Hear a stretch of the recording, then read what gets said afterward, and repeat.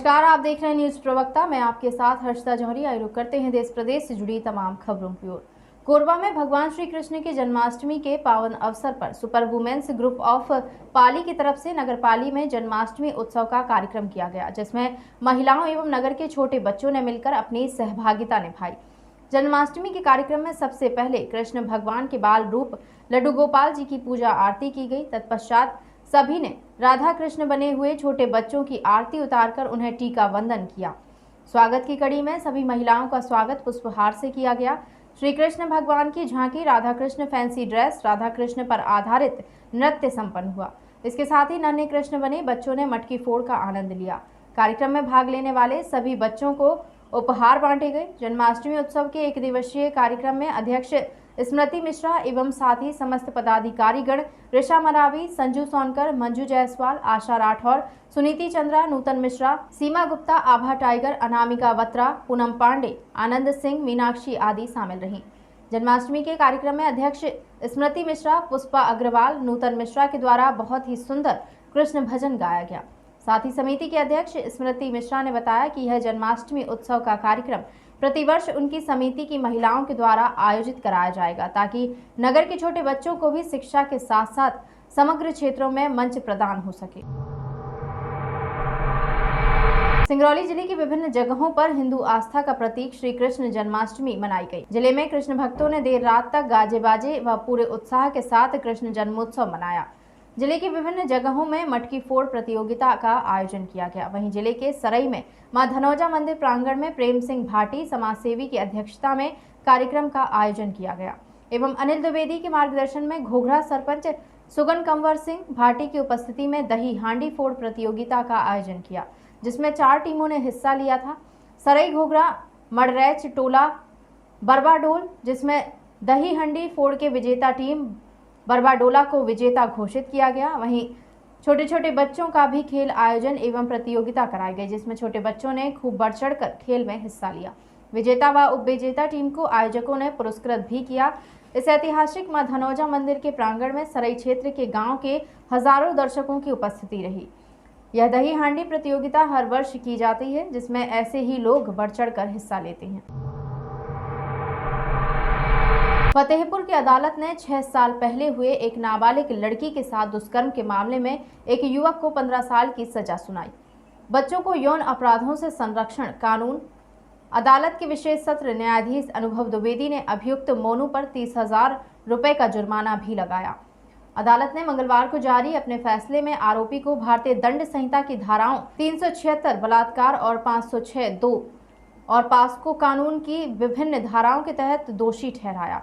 सरकारी अधिवक्ता ने बताया कि लड़की से उक्त आरोपी जबरन डरा धमका कर दुष्कर्म करता था।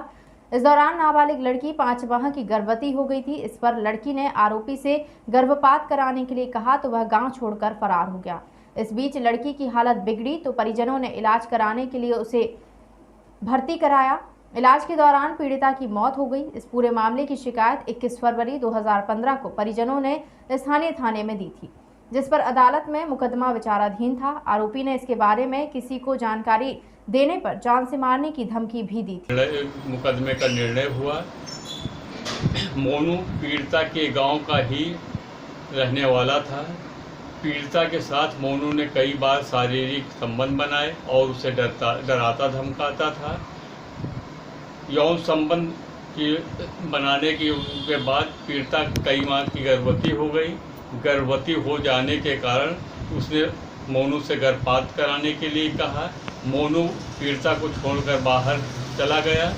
जब पीड़िता ने स्वयं दवा खा ली, दवा खाने के उपरांत पीड़िता की हालत बिगड़ गई और उसे अधिक रक्तस्राव हुआ, जिसके कारण अधिक रक्तस्राव होने की वजह से पीड़िता की मृत्यु हो गई। आज न्यायालय के द्वारा जो निर्णय हुआ उसको धारा 376 में 10 वर्ष की शासन कारावास हुआ और 500 धारा 506 में उसको जो है 5 वर्ष की सजा हुई। 25,000 जुर्माना धारा 376 में हुआ और 5,000 जुर्माना 506 में हुआ और जुर्माना न अदा करने पे 5 माह का अतिरिक्त कारावास। दोनों सजाएं साथ साथ चलेंगी।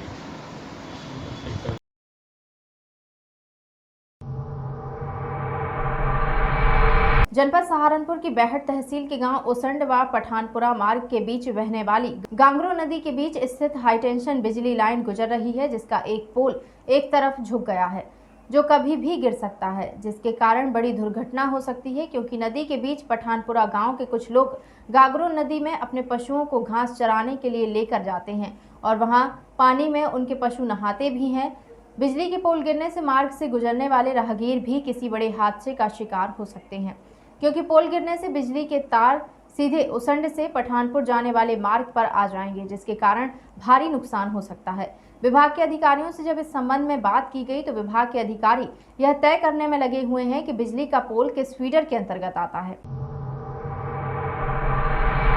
सहारनपुर में श्री कृष्ण जन्माष्टमी पर छोटे हों या बड़े, हर कोई कृष्ण भक्ति में सराबोर रहा। शहर में गांव के मंदिर और बाजार सजाए गए तो घरों में भी सुंदर झांकियां सजाई गई। बच्चों ने कृष्ण राधा का स्वरूप बनकर कृष्ण लीला की। इस दौरान मंदिरों में श्रद्धालुओं की भीड़ उमड़ी रही। सोमवार को भगवान श्री कृष्ण की पूजा अर्चना भी की गई। हिंदू धर्म की मान्यता के अनुसार इस तिथि को ही रात्रि में भगवान श्री कृष्ण का जन्म हुआ था। फिलहाल के लिए इतना ही। खबरों का सिलसिला लगातार जारी है। आप बने रहे न्यूज प्रवक्ता के साथ। नमस्कार।